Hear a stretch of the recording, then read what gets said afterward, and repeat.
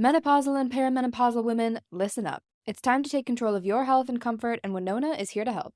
Winona is a telemedicine company for menopause care who believes that your symptoms are real, important, and deserve to be taken seriously. And for many women, this starts with hormone replacement therapy.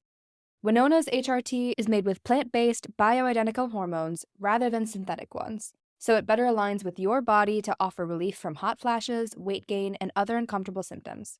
80% of women who use Winona find relief within just 90 days. So, what are you waiting for? Get started today. Visit buywinona.com today to start your free visit. With free shipping and the ability to pause or cancel at any time, your path to wellness has zero obligations. Use code SPRING24 at buywinona.com for 25% off your first treatment plan. That's BYWINONA.com for 25% off. Winona. Menopause care made easy. Summer is the season of hot temperatures, outdoor adventures, and refreshing water activities. Summer is also the season of rough on your feet, causing dry, cracked heels and toes.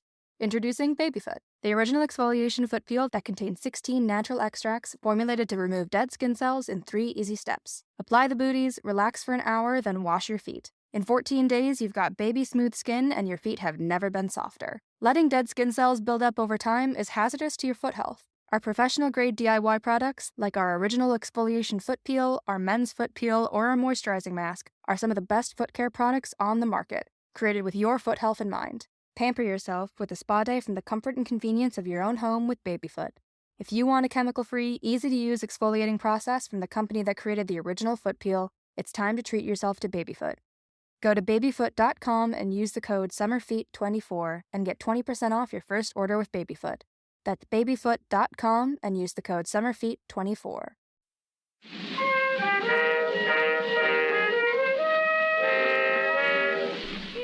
Well, hello everyone, and welcome to Too Stupid to Live.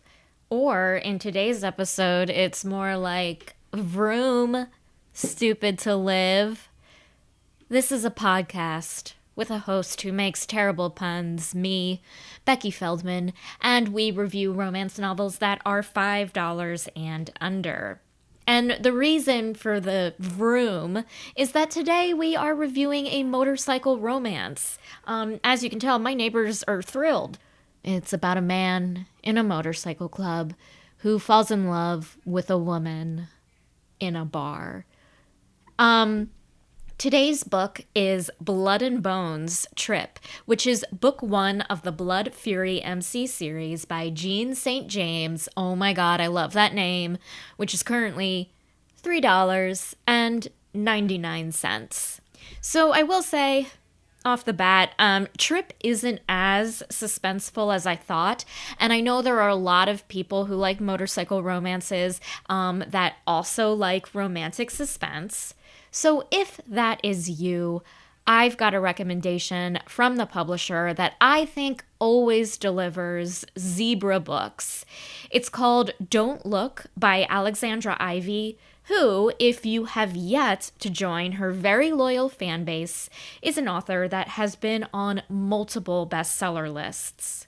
There is also an excerpt of the book on Alexandra Ivy's website, which I read, and holy moly, it gets right into it, and I cannot wait to read the rest of this book. If your craving for romantic suspense involves fierce females and alpha males, do read Don't Look. You can check out the episode page on tstlpodcast.com for more info on where you can purchase it. So as for my guest today, blazing in via a Zoom chat is actress and comedian Brooke Seguin. Brooke and I took an improv class like a gazillion years ago when I first moved to LA, and like many of you, she is wonderful and an avid romance reader. I had so much fun reconnecting with her, and you will have so much fun listening to the aforementioned reconnection. So please enjoy this review of Trip. Hey, okay, so Mama hit the record button. I don't know. I've never called myself Mama before, but Mama. Brooke. But yeah. once you start, I'm gonna be calling myself Mama this whole episode. Listen, Mama Brooke, welcome to Too Stupid to Live, the romance. Oh, so excited! I am so excited you're here. Me too. How are you doing? How are you faring? How is your life? I mean, I am still alive. Perfect. So win. I say that's a win. Yeah, yeah, yeah. I mean, I think it's impossible these days to complain about Same. anything. Mm-hmm. I mean, there's so much to complain about, and then people with legitimate complaints. So there's really no complaining. Yeah, that's great. I Yeah. love your attitude right now because I feel like sometimes I have these moments where I don't have that attitude. Or have you been devouring romance more now that we are in this crazy times, or less, or just the same as you have before? Because you are a romance reader. I am a super romance reader, and I've pretty much read everything that there is to read. Just about. I mean, there's like, millions and millions and millions of these books out there. Mm-hmm. But yeah, I mean, I pretty much will read like one a night. Mm-hmm. It's just good like therapy for me. Yeah. I don't know. I went through a terrible thing, a grief moment where I was like, the only way I could like process trauma was to not be in my head. So reading a romance novel every night where like it's going to have a happily ever after, and I'm really going to laugh at these euphemisms, and it's just like easy, and it occupies your brain in a way where you're not thinking about anything else. Yeah, totally. I mean, that's the reason why I love them. Like, it's just this, like, it's so, no matter how shitty my day is, I'm like, okay, well, tonight I'm gonna read and everything's gonna be fine. Yeah, and it's so formulaic. Mm-hmm. The way they're kind of structured. Yeah. That you kind of like, just, I don't know, it's just easy to like settle into it. Mm-hmm. And it's not, you don't have to pay really attention to it. You can just let the words fall over you. Yeah, because like you don't. I don't know about you, but sometimes I don't pay attention to side characters, or like no, if like the main plot line, like not, I mean, I pay attention to the story plot line, but if there's some other plot line with like conspiracies or, balls or something, I'm just like, I don't know what happened, but this is my favorite book. Yeah. Yeah. Yeah. You don't have to read every single word to get it. Absolutely. One of my favorite audition moments was when I ran into you at an audition and we just like immediately started talking about Rafe. I really enjoyed Rafe. It was so good. Buff Male Nanny. Yeah. Because the title was so good. I mean, Buff Male Nanny, you know what you're getting. I know. A buff male nanny. And his name is Rafe. Mm-hmm. And some of these romance characters have terrible names. Oh my God. I mean, it's never just like a simple Steve or, John. But would you really? This book especially had a lot of weird ones. I mean, this book is like, the author had to really get creative with the names, because if you're writing something that's with bikers, that's an MC, you better deliver with the names. And I don't know. You got to have some good ones. Yeah. Okay, so do you read biker romances? I honestly, I guess this is my first biker romance. Yeah, same. I've read some where bikers have been involved, of course. But this is my first fully motorcycle club immersed book. Yeah, I'm saying here because I thought I had read a motorcycle romance, but it was like, oh, there was a club in it, but it wasn't really like a real motorcycle club. And then I was reading this and I was like, oh, I don't think I've read a motorcycle book before. Yeah. I mean, Rafe rode a motorcycle. I know. And that's like the most badass. And it's super badass. Yeah. And, I love those tattooed motorcycle guys. I don't know if I love this tattooed motorcycle guy. I am completely on the same page as you. I cannot wait to dig into this. But what's your favorite trope of romance novels, do you think? Well, I mean, I honestly consume it all. Mm-hmm. I can't... I just go through phases. Sometimes I'm just like Vikings, just all Vikings all day. Give me all the Vikings. Mm-hmm. And then I really love I also love, the helping men. Sure. The men who Men are who work. firefighters, and those kind of fellas. Um, Men who yeah, help. I mean, I guess you could say like bodice rippers, but Yeah. those are like whatever. But I like them. I like stuff that's kind of funny. I love a good like Regency era. Yeah. Yeah. I feel I like wish I had a favorite. I don't have anything that I stick on all the time. Sometimes it's Yeah. medieval, sometimes it's not, whatever. I like this because I feel like I'm the same way, and I find this very refreshing to like, because I feel like just because of the podcast and also because of like recommendations from everyone, I read all different types of tropes and I like love them all. And I feel like there's so many people who are like, oh my God, I love like enemies to lovers, or I love Regency, or I love this. Yeah. And I'm just like, well, I like my suspense maybe mostly, but like I love everything. I mean, I love everything. Yeah. I do get into all of it. It's more about, to me, the writer. Like if I find a writer that's interesting to me, then I will just, every single thing they've written, I will read it all until I get to the end of their catalog. Yeah, and then you get like that depression that there's no more books left, kind of like yeah, when you where's finish... my friends? I know. Where'd my friends go? Yeah. Yeah. When you're done with Downton Abbey, or for me it is the Great British Bake Off. Yeah. I fall in love with all of those people, and when that show is done, I am so sad. It's so sad, and it's like I feel like I'll like call a therapist and like I'll be like, what's wrong? And I'm like, well, British Bake Off is over. And they're like, let's get to the bottom my of this. baking friends are gone. Yeah. I don't know what they're doing right now. And that's all that's wrong. Like it's not like anything deeper than that. I'm just mad at my TV show's over. Yep. So you're like a creative person. Have you ever considered writing a romance? I think about it all the time, and I keep saying I'm going to, and then I just don't. Sure. I get too lost in like, well, what would my pen name be? That's the most important thing, though. It's the most important thing. Yeah. Because if you don't have like it's got to be initials. It's got to be slightly, there's got to male. Be, or like a sauciness. I'm moving my shoulders. Yeah. That's what it's got to be, though. That's sauce. Move. Yeah. Yeah.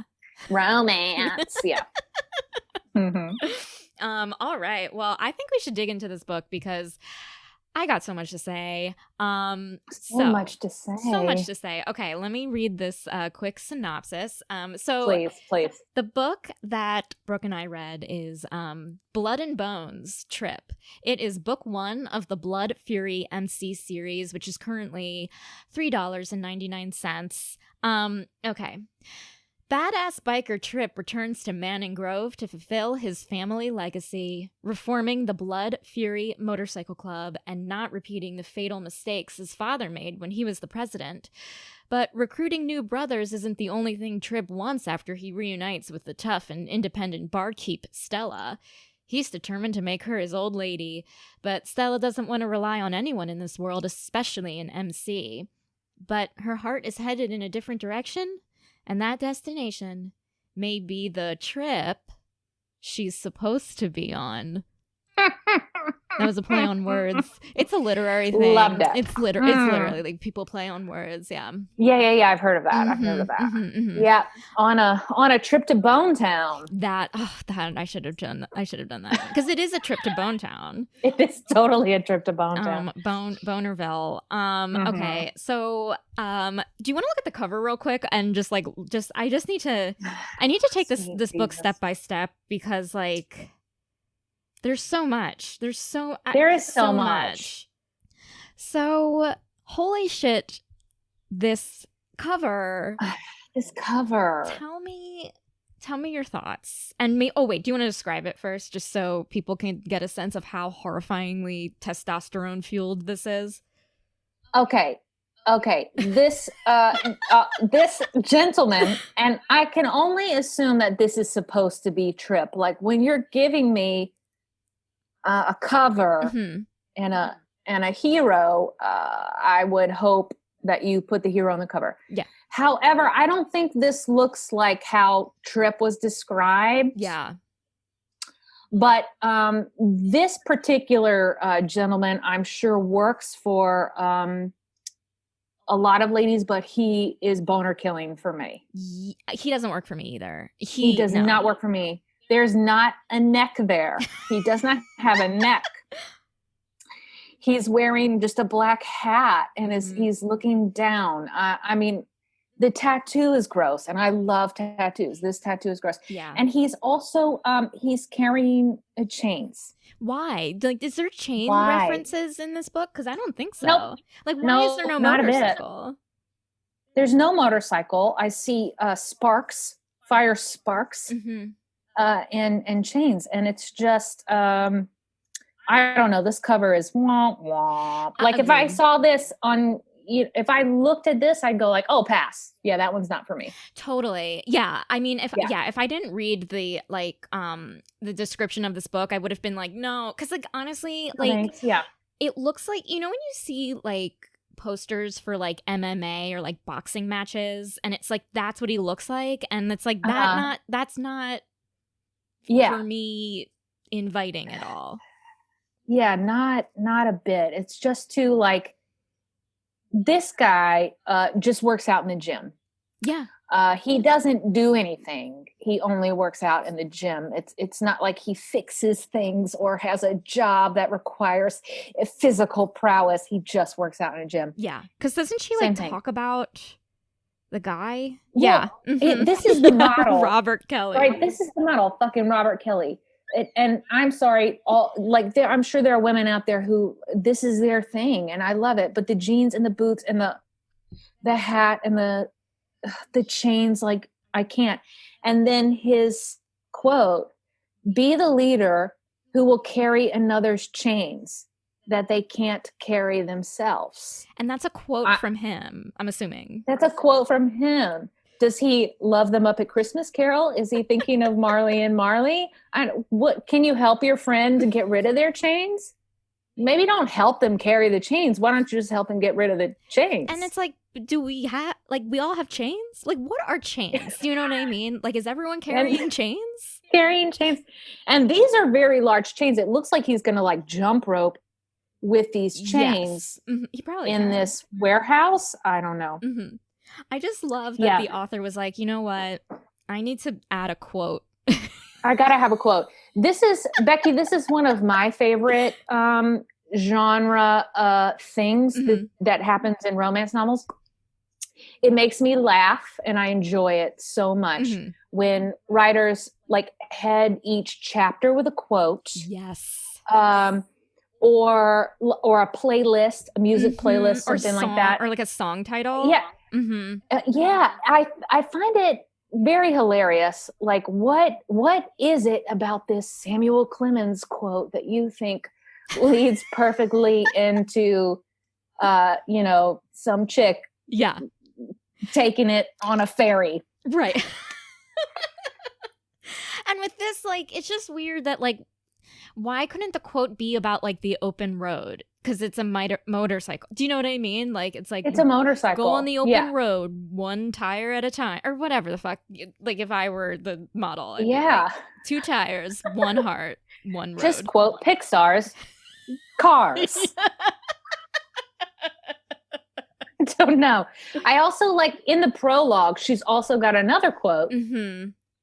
That says, sometimes you have to burn yourself to the ground before you can rise like a phoenix from the ashes. That's from Jeanne St, like, who is like a Swedish emo kind of musician. Like, if you've ever heard his music before, nothing about it says riding motorcycles. I didn't even know that.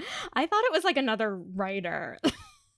No, I saw that quote and I was like, why the fuck would you quote Jeanne St? Like, what? Yeah.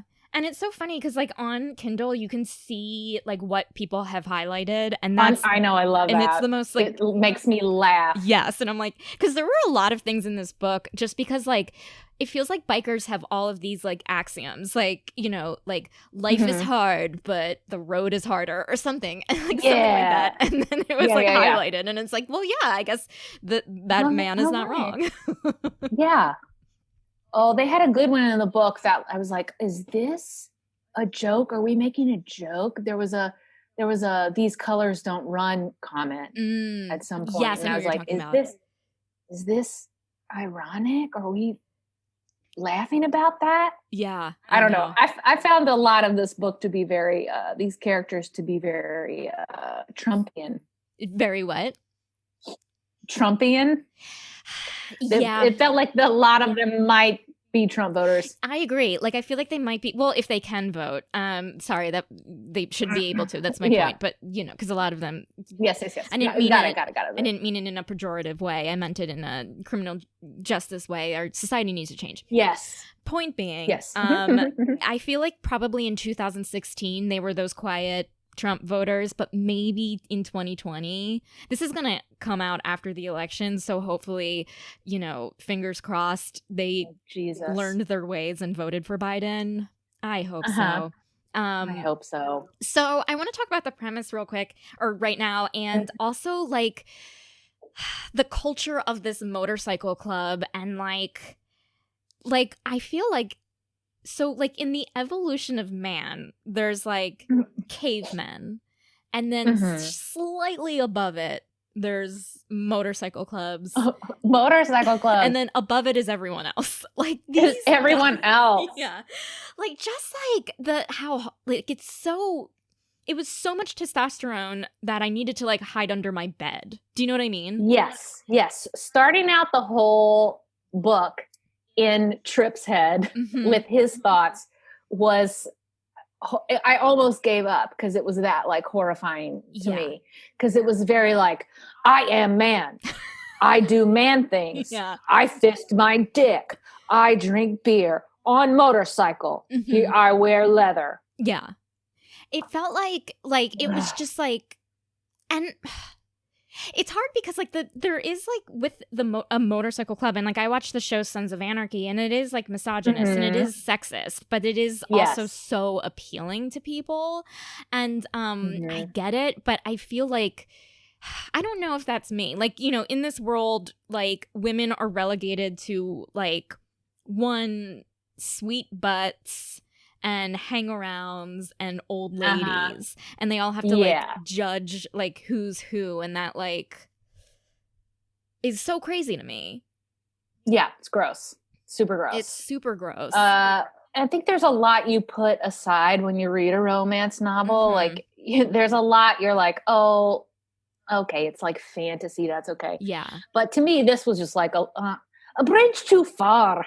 It's like just too much to handle. Yeah. I had to think of him as Charlie Hunnam though, in order to get through it. Same here. And every time they referenced the Blood Fury Motorcycle Club and they used the initials BFMC, in my head I made that Best Friends Motorcycle Club.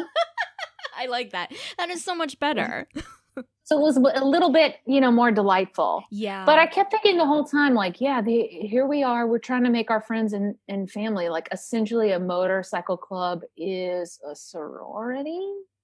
You know what? It is. Motorcycles? It is. So you're just trying to find your best friends. You're just trying to find your best friends. You want to live in a house together with a kitchen or what, like they're all trying to live in this same barn, apartment, dorm space. Which seems like nice, but not really. Like, okay, so like Tripp is back in town. He wants to put together the motor, like not too much happens in terms of like a B plot line in this book. It's just that Tripp puts together the motorcycle club that his like father started, but then it broke, but then it like demolished, and now it's back.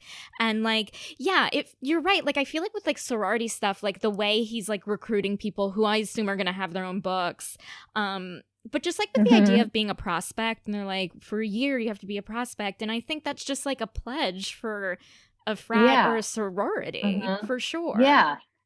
We're going to make you do the dirty chores. Yes. And then you get to, when you prove yourself, you get to join. But there's so many people that he like just, because you were, God, there was one quote I highlighted. You're Fury blood, so you're Blood Fury. Oh, that's right. All right.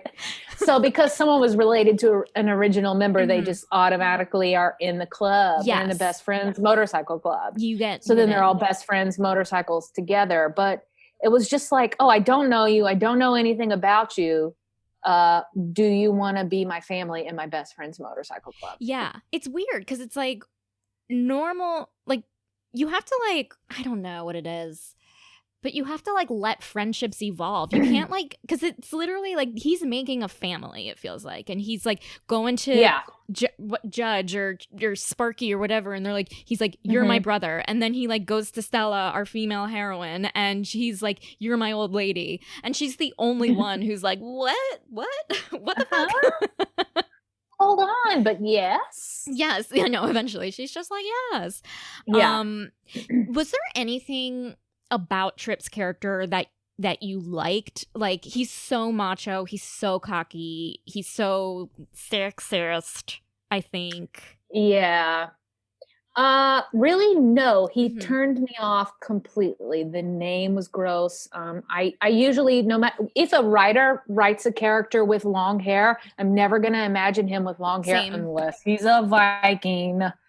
Only Vikings. But otherwise, I'm just not gonna. I don't know. It's not attractive to me when he puts his hair in a ponytail. Not into that. No. I agree that it's some people like it. Fine. But even in the moments where he was just like that scene in the bar where he fucks her in the bar and then he keeps like saying stuff about consent, and it's like don't try to pretend to be a consent queen when you have someone pinned against the counter. Yes. And you also cracked their skull open when they were 12 or 13 or whatever it was when she was younger. Like, you have the power here, so that's really not how consent works. No, it's not. Yeah. And he is he's so bossy. I will say the one thing I liked about him, which was, and I'm saying this as someone who should be doing a better job at this, he's really good at keeping track of his finances. That's the only one thing. He's very, and I'll say this too. He is very optimistic, and he's a go-getter. He just knows that his best friend's motorcycle club is going to work out great, and he's got all these things lined up to make it great. Like, he's got a plan, and he's enacting the plan. That's admirable. So yeah, it is. I just think he takes it a step too far when it's like, you need to lean away style Trip. Yeah. You know what I mean? Yeah. Yeah. There's just some people, when you hear their thought process, some characters that you read and you just buy it. You don't question it. But I think listening to Tripp's thoughts and like his chapters from his perspective were like, what? It feels like, someone trying to it's just an idea of what you think a man is. Yes. That doesn't work. Didn't work for me. Yeah. It felt like what he was thinking was like all over the place. Like, he would say like, you always gotta be truthful. And then like the next page would be like, sometimes you gotta hide the truth. And it's like, Trip, what's your like pick a worldview, Trip. Yeah, exactly. And I just felt like every single line of his like thought process, like it all read like tattoos. You know what I mean? It all read like something you would tattoo on yourself. Soundbitey. Yeah. Yeah. So now we have the character of Stella. She is a barkeeper. Her dad was a former member of the MC. She has a history with Trip. She had a crush on him when she was 11, and he was a dick, and he like pushed her away, and he hurt her head really bad. But he's changed. The world has changed. He's back, and now he's just like walks into the bar and is like, you. And she's like, whoa. Whoa. Yeah. How did you feel about her character? She was okay. Yeah. She was just like, okay. And I kind of like, I thought that they had like a connection, or she had a connection for him. I didn't think it was as bad as in a lot of romance novels that have the Nomi Malone effect. Yes. that's just like, here's this woman that everyone loves and is fighting over and would do anything for, but she's done nothing to earn it. there are no redeemable qualities to have like 10 men fighting over her, or people to see her instantly and go, I'm in love, I'll do anything. Yeah. I didn't think she was as terrible. Agreed. In that kind of trope. You know, it made sense that she had been through a lot, had been through some tragedy, and ended up in this. I mean, just the bar descriptions alone was like, it feels like sticky carpet. Yes, it's like a dive bar, but like even calling it a dive bar is like a compliment. Like it's like the bar no one goes into, but she like cares about it and wants to like keep it afloat. And so given that it's like under the best friend motorcycle bloodline, Trip is like, I'm gonna technically, we co-own the bar and I'm gonna help you like get the bar back on its feet. And Stella's just like, I need to do things on my own. Even though she never does anything on her own. You know what I mean? She doesn't do anything on her own, and she doesn't do a good job of even putting up a fight, really. Agreed. About it. She's just like a tiny bit mouthy, but she doesn't go like, let me see that paperwork. Yeah. Let me see that title. You know, let me see the whatever, the documentation, the court documentation that says you also own half of this bar. Totally. It was, and she didn't fight it too much. No. And it was all very like vocal. Like I felt like most of the book was like, he's like, I'm going to help you. Let me help you. And she's like, no. And he's like, I'm going to help you. And she's like, no. And like, that's it. Like, there's no other way that she's like going around him, whether it's like sneaking in and taking her checkbook back or whatever. You know what I mean? Yeah. Okay. So, there was something. He also like tells her when to eat, or like he also makes sure, not tells her when to eat. That's fucked up. But like makes sure that she's eating, which was weird. I like the protectorness or the like caring about someone's well-being. But again, it just wasn't I think he went about it well. He didn't go about it well. There was one line, again, this is another biker line, but he like gets her food from the diner that she loves, and and she was like, is there loaded fries? She opens the container, loaded fucking fries. It's too good. It's too good. It's too good. You know, there were a couple of like okay, so the thing that got me the hottest from this book, and there were several mentions of it, and each time it was mentioned, I was like, yeah, all right. Bacon. Every time that bacon was talked about and she was like really had some good bacon, I was like, yeah, I want some bacon. Oh yeah. I mean, the food aspect was great. Yeah, that was good. And like, but I don't know if I don't, from my romance novels, I would like to want more than just bacon. Oh, I hear you. Cause like, I feel like the sex scenes, they were a little lackluster. Like I wanted, like there was one part where she talks about like, oh, like he's like, do you want to try kinky things? And it was just like in stride. But like the sex was like very vanilla for me and not as descriptive. And I felt like the majority of like their sex scenes, we get back into like Trip's head where he's like, they're having sex and then like he gets into like, love is a two-wheeled ride or something. And it's like, honestly, that did drive me nuts. It's like we're in a scene, and then I've got two pages of what you're thinking about. Like that's too much thinking, Trip. It is. And like I even wrote down like, for me to say that he is thinking too much during sex is a lot coming from me. Yeah, it was too much. And also just I thought it was hilarious the way he kept like calling out her ass and was like pointing to the fence, like sooner or later I'm gonna take that ass. Yeah. Again, caveman. Which can be okay. Caveman can be fine. It can be fine. It was just like, like as a woman, and he's trying to like take the club from the ashes, make it new. It's like, why wouldn't you change? Like, you're not being criminals. Like, you're not going to do criminal stuff. You're going to do legal stuff. Why not change your policy on how you treat women? Like, I don't understand why you don't see that. Right. Which I thought was so hilarious about the just going back and forth about the like when he's talking about consent. Yeah. Like, oh, I gotta have her consent. I need to hear her consent. But like, what about all these other ladies and the, like just how we're treating women in general? Yeah. And every person he recruits into his best friend's motorcycle club, like the first thing out of their mouth is there booze and pussy? And he's like, hell yeah, there's booze and pussy. Don't gotta worry about that. Don't gotta worry about it. We'll find them. Yeah. Like, are you just going to pick up ladies off the street and they just hang out in your barn?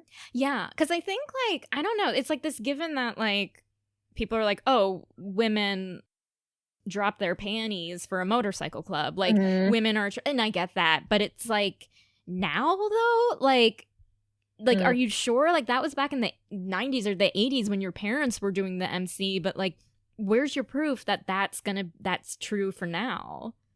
Right. Yeah. And another thing about the consent thing that you were saying, like, he's like, consent, but then he goes to her and he's like, you better not have fucked anyone else that I know. You know what I mean? Or he's like, okay, right. I love you, babe. We're gonna have a vote to make sure you're my old lady. And it's like, what? I gotta bring it up to the committee. Okay. Oh my God. Yeah, that's why, end of the story, I don't think I'll be reading any more of these books, but, yeah, I think this is it for my motorcycle club. I think so. There's a part of me that's like, maybe I want to read Sig's book, but that's only because Sig is his little brother who he, like, we don't know if he's back. He's still a lot of trouble, but like Tripp is so loyal to him for some reason. And in the end he's back, but then it's like, well, is he back or is he just gonna like fuck over the club? So that maybe is interesting. I also am not into dudes named after any type of firearm. Oh, a Sig is a firearm.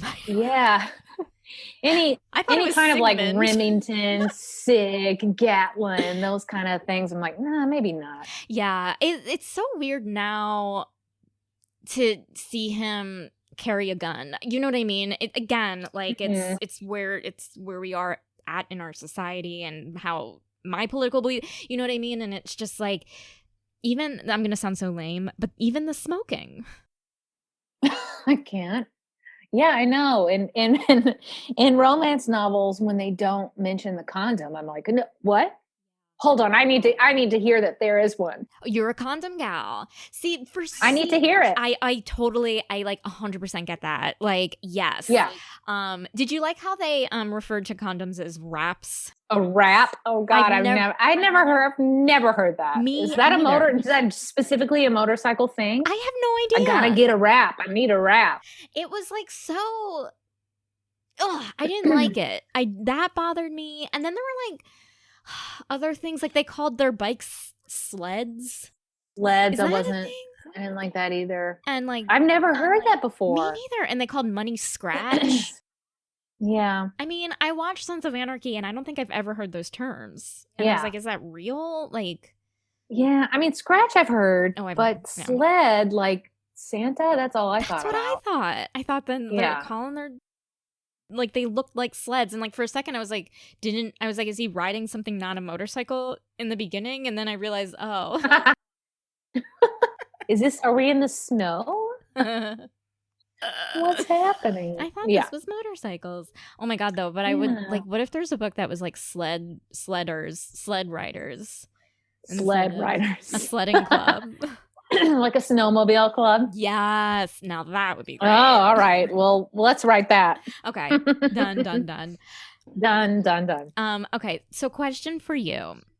Mm-hmm. If you are in a motorcycle club, so in a motorcycle club, there's like different like roles people play. There's the president, the vice president, Just like a sorority. Just like a sorority. And like a sorority, there's a sergeant at arms, which that's the person who like makes sure everyone's following the rules. You have a road captain who like does the GPS, a secretary and a treasurer, and there's also spiritual advisors from time to time. What role would you want in your best friends? In my best friend motorcycle club? Yeah. Well, I mean, from a pure like fantasy standpoint, I would want to be the like enforcer person. Oh yeah. Like go beat up these people. I would want to do that. That'd be fun. Oh yeah. If I were guaranteed that nothing bad would happen to me. Sure. I punch you, but nobody gets to punch me. Yeah. Oh, I love that. Those would be my rules. But maybe like, I mean, who's like the activities director? Like, you know, who leads the group in a, you know, a little warm up, a little the improv coach. Yeah. Mm-hmm. I mean, if it's the best friends motorcycle club, somebody's got to warm it up. Yeah, totally. Yeah, just like I would see. Yeah, I like that. See, I was gonna say like I would be the spiritual advisor because it seems like the least scary thing. Like it doesn't seem like you have to be out there. You know what I mean? Right. You could just like stay in the club. According to this, you don't ride the motorcycle. You're in the like bucket attached to the motorcycle. I sit in the bucket attached. And it's like the way they said it. Like maybe I'll wear a collar because like I'll be like a spiritual advisor. Maybe I'll be like a priest, and like that would be me. And then I don't have to do any of the stuff. You know what I mean? Like the other stuff. I don't want to. You might also be able to let the rest of the motorcyclists in the club know, hey, we don't treat women this way. Exactly. I'm spiritually advising you to be better men. Mm-hmm. Yes. So, okay, in terms of this book, like what aspects to it, you know, including treating women better, like what do you think should have like been different in this book that would have like made it better? You know what I mean? Like for me, I'm like Trip needs to be better. He needs to be woke, and he's not. You know what I mean? Yeah.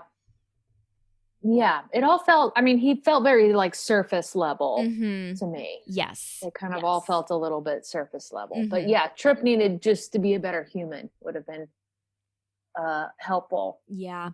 What to you makes a really good male lead character in a romance? Like what are your favorites? Like alpha or more of a good listener? I think a good listener is nice. But I love those like, you know, strong like protector types. Okay. Mm-hmm. Yeah. Not the ones who take over somebody's life, but the ones who are like, no, these are the decisions that I make as a character are all to help this other person in some way or in order for this relationship to grow. Yeah. That's hot. That's hot. I like it when they're funny. Mm-hmm. I mean that when they're like quippy and like a little dirty and quick and fun. I like that. But yeah. Do you ever like? Okay, so we do improv out here in Los Angeles. We're both very funny people. Do you ever like read a book that you don't find funny and it's like a little cringy? Like you missed the mark. How do you? Yeah. Yeah, when it's supposed to be funny. And there's some writers in particular that I've read some things that are like fun and cute. And they're kind of like, you know, a little bit romantic comedy. But then when they write something that's just supposed to be more comedy, I don't know. It goes really, really, really, really bad. Yeah. Like sometimes I'll read reviews for some books and it's just because like I'm a stickler. Like this is like this is because of like our lives out here. And like I feel like when I read a review and someone said it's so funny and then I read it and I was like, ooh, am I an asshole? Yeah. Am I a cynical asshole? Yeah. That is a killer. Or like when it also really bothers me when a character's like, and then she played this Nickelback song, or like something like that can really kill it for me. Like, no, not Evanescence. Now I'm So Now I'm music done. music Yeah, is if the music is real bad. I can't. Okay, so how do you think, like, with Stella's character, I feel like she could have been less waify, like waif-like. Like, she just felt so helpless. You know what I mean? Yeah, she just didn't have a I personality know. to me. There was no like kind of like driving force. Mm-hmm. She didn't like particularly love one thing, or I don't know. It was like just kind of like generic tattoo girl, but like, okay, you have purple streaks in your hair and you've got a tree of life tattoo. Yeah. Um, What else? She didn't have a backstory. what else? Well, like, she had a Yeah. backstory, and it's like, but it was just like, oh, she had a tragic backstory. Insert tragedy. Like, it didn't. I don't know. Like, what it was like. I was like, why does she want to save this bar? You know, and Right. like, what about your loyalty? I don't know. It was just like, Mhm. what is she going for? And I wish she could have been better too. Yeah. Yeah. I mean, do you want to save the bar because you never connected with your father? You like, Mm-hmm.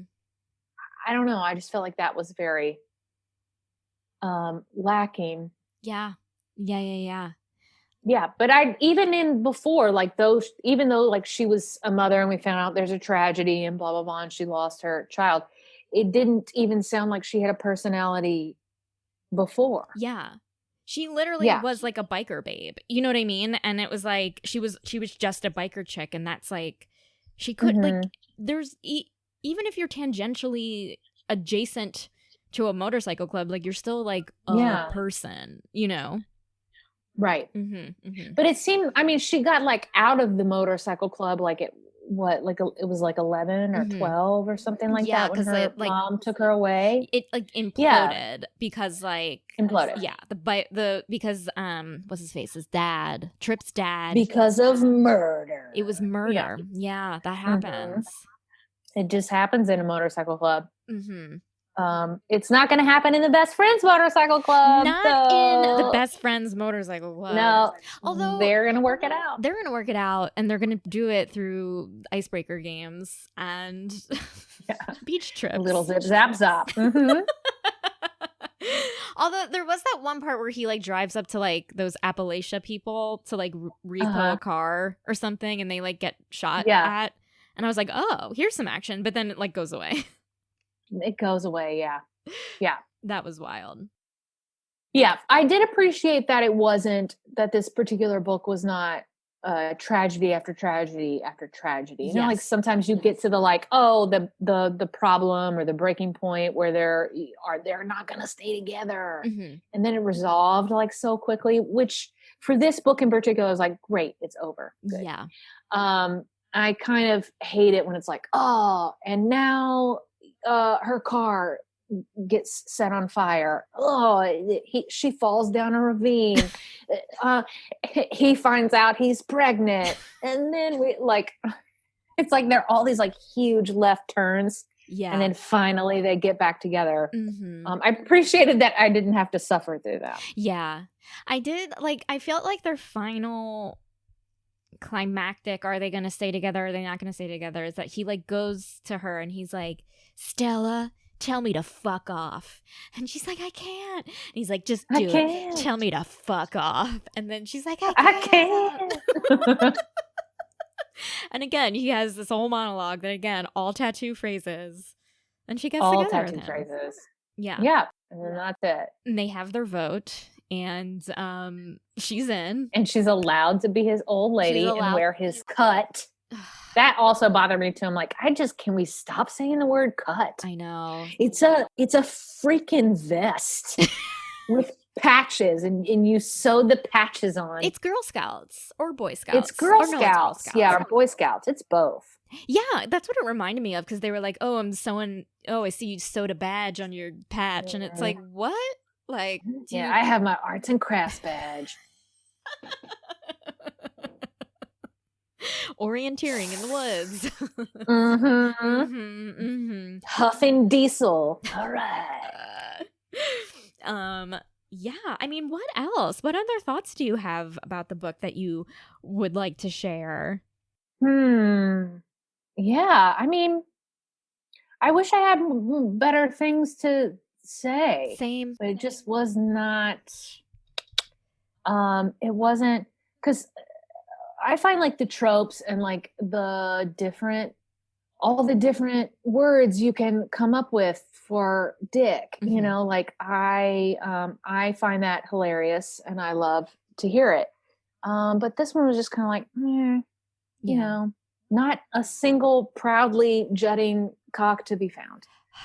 I know. Um, I know. I feel so bad. I feel like I gave sigh. you a disappointment of a book, but You didn't. It was still funny, yes, it like was just funny. yeah, not intentionally funny, but a lot of it, like just reading it was like, have you ever done because we live in Los Angeles, and we're actors and people ask us to do things. Have you ever done one of those like is it young playwrights? What is it? Storytellers, young Yes. storytellers, and you go and you perform a play that these like fifth graders wrote. Mhm. That's kind of what this book felt like. Yeah. It was like, oh, this is like I don't know, just the level of, I hate to be an ass. No, but I feel like, But it felt like it was through a lens. It's like, oh, Mhm. it's someone's idea of what a motorcycle should be, or someone's idea of what a man should think about, as Agreed. opposed to like you didn't get lost in it. Yeah. But I mean, listen, I still thought it was a ride. It was a wild ride. I feel like maybe I would read a motorcycle club romance again, but maybe not this one. I don't know. Yeah. I just don't. Yeah. Yeah. I think maybe it was too, this is going to sound terrible, but it was maybe too nice. Like if you're going to be a horrible motorcycle club doing horrible things, then okay, I'll read that. Oh, so Like, you want them to just go something- illegal, like selling coke, Yeah, running. selling coke, or like whatever it is. You've got all the ladies in the clubhouse, whatever it is. Like, give me a good, like, I don't know. I would never want that to be me. I would never participate in a motorcycle club, but like, I don't know if it's going to be like a little bit on the edge, like just hop over. Yeah, I hear you. I wonder if it was like a tricky thing for the author to be like, okay, like I want to do an MC thing, but should I write about like incredibly illegal shit? What if that like alienates readers and like they don't like that? So I can like understand why it's like, oh, like like let's take the straight and narrow. Walking the line, yeah. But sometimes breaking the law is just fun. Yeah. As It's Tripp just probably fun. said one time in his life. I'm sure he did. Yeah. But it doesn't sound like he ever participated in illegal things. Like he was only in the club when he was young, and then he was a Marine. Yeah. And then he got arrested. And then he got arrested. But that was for a separate thing. He got arrested because he got mad because his ex-wife was cheating on him, and he like assaulted the man she was cheating with, and he got in jail. And that's why he like goes to cell and he's like, you better not have fucked anyone else. And it's like, dude, go to therapy and deal with your shit. Yeah. Call someone, please. Tripp. Oh, Tripp. Tripp. Yeah. Well, do you have any books that you've read recently that you want to recommend to any of the listeners that you're like, oh my God, everyone has to read this? Oh my gosh. What's been my favorite? I recently just read J.T. Geisinger. Okay. And I really enjoyed that. I thought that was a lot of fun. What was the name of that book? Okay, it wasn't this one. This one was a sequel that I just read. I just read the sequel, which was like Cruel. It's called Cruel Paradise. Ooh. But it's about these twin brothers, Nice. but they are kind of in the Irish mafia. Oh. And they're doing bad things, but are they doing bad things? Why? Oh my God. So you it was good. That's great. You like illegal shit. It's fun, but they're not like, they are doing some illegal shit, but it's all for a greater good. Oh, I hear you. But I don't mind. I don't mind terribleness either. I mean, if it's a story, I'll get into it. Agreed. Agreed. Okay. Well, I just thank you so much for joining me. It is a pleasure. It was so much fun. Again, it was great talking to you after 13 years or something. When we took no time has passed. No time has passed. It's great. It's so great to see you. And yeah, you too. Yeah, I hope that we could get together again for real. Yeah. Within the next 13 years. Yes. In a real world. Maybe we'll just make an improv group about romance novels. Let's do it. Might as well. I feel like at this point we've both read enough. Oh, we can handle it hands down. Yeah. Well, hello there. I'm Sarah Wendell from Smart Podcast Trashy Books, part of the Frolic Podcast Network. Smart Podcast focuses on romance fiction, the nifty folks who read it and write it, and always what books we're reading and want to tell you about. It might be an expensive podcast to listen to, but I promise great recommendations and conversations every week. We have talks about burnout with educators like Amelia and Emily Nagoski. We have gossip sessions with authors like Jeanne St, and we're always having a good time, and I'd love it if you joined us. New episodes arrive every Friday, and you can find Smart Podcast Trashy Books on your favorite podcast app. Too Stupid to Live is part of the Frolic Podcast Network. For more podcasts you'll love, visit frolic.media/podcasts. Thank you so much for listening, and have a great rest of your day. Cross